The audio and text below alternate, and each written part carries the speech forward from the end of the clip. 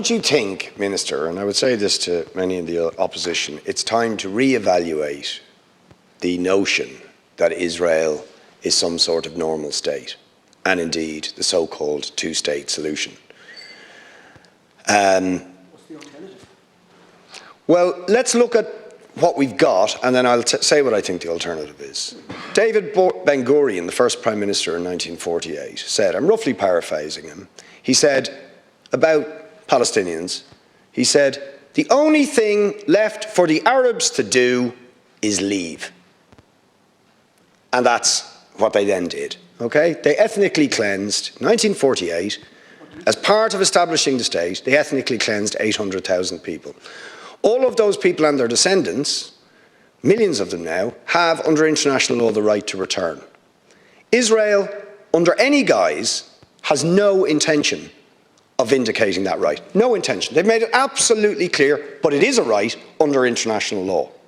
So I say, and I ask the question, are we committed to the Palestinian right to return, which they have under international law? And we should be. It's the only just thing to do. But if we are committed to that, and that is what the Palestinians are committed to, the two-state solution is a non-starter. So what's the alternative? What's the alternative? Well, Elaine Papp, for example, Ghada Karmi, the fantastic Palestinian novelist. I don't know if you've read her. It's my view, and it has always been my view, and it used to be the view of the Palestinian Liberation Organization, is that we have a single state where everybody has equal rights. Imagine that. How radical is that? Jew, Arab, Christian, people of no religion live in the land that all of these people share, and they have equal rights. Right? Equal rights.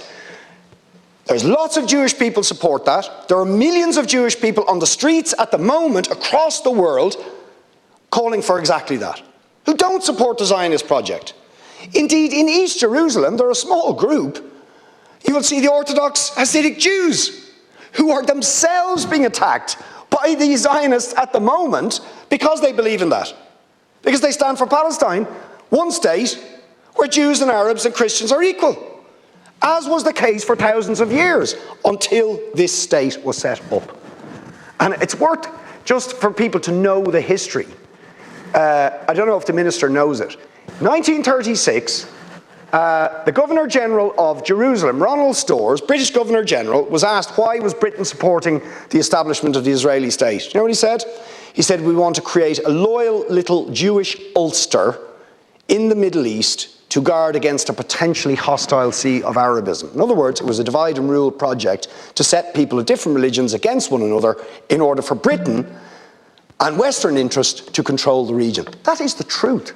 That's what set Jew and Arab against one another, and the solution to that, as many Jewish people and Palestinian people, and historically was the Palestinian position, and I think, to be honest, the vast majority of Palestinians now share that because they've seen the two-state solution has been a disaster.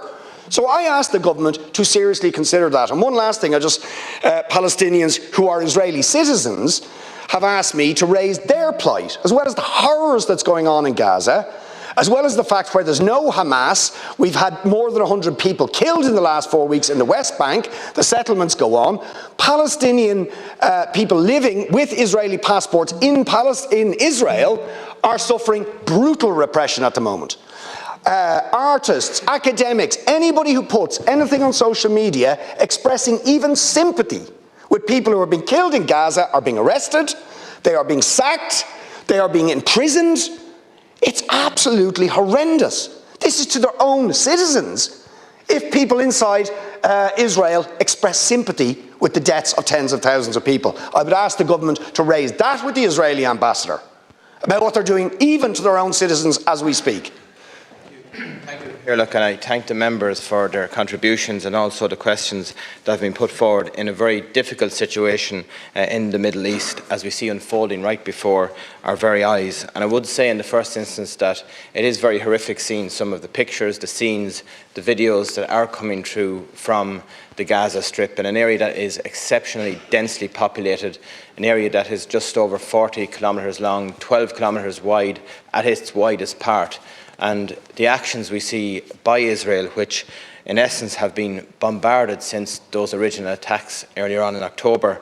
And when we look in terms of the scale of the attacks in an area that is so densely populated, it beggars belief to see a response like that. And I do fully believe that it is not the way you would expect to see a respectable democracy operate. It is totally reprehensible to see the scale and the actions that have been perpetrated on vulnerable children, women, right across that strip. And I think that is totally unacceptable. And we have to work, as we are through the UN, to try and achieve a ceasefire, and also through the European Union. I think Deputy Howland captured it quite well in his speech when he went through the result of the vote in the UN General Assembly, and also in terms of how some of the European countries have voted subsequent to that.